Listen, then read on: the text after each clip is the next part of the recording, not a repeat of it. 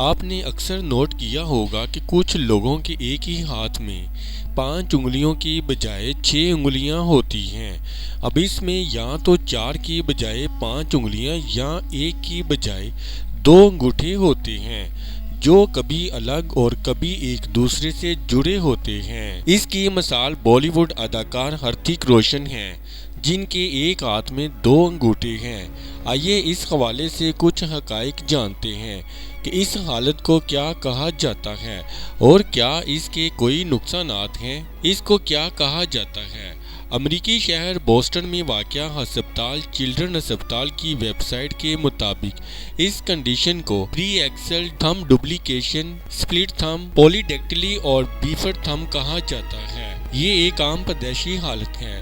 جب بچے کی پیدائش ہوتی ہے تو اس کے ایک ہاتھ میں 6 انگلیاں ہوتی ہیں۔ یہ حالت عموماً صرف ایک ہی ہاتھ میں ہوتی ہے۔ 1000 بچوں میں سے تقریباً ایک بچے کے ہاتھ میں 2 انگوٹھے ہوتے ہیں۔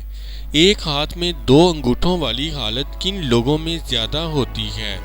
دلچسپ بات یہ بھی ہے کہ یہ حالت لڑکیوں کے مقابلے لڑکوں میں زیادہ ہوتی ہے اور یہ ان بچوں میں زیادہ عام ہے جو امریکی، ایشیائی امریکی یا سفید فام ہیں۔ ایک ہاتھ میں 2 انگوٹھے ہوتے کیوں ہیں؟ اب تک ڈاکٹرز اور ماہرین اس کی اصل وجہ معلوم نہیں کر سکے، تاہم پیدائش سے قبل کی ہاتھ کی رگیں، پٹھے اور ہڈیوں کو جوڑنے والی رگیں ان 2 انگوٹھوں میں تقسیم ہو جاتی ہیں۔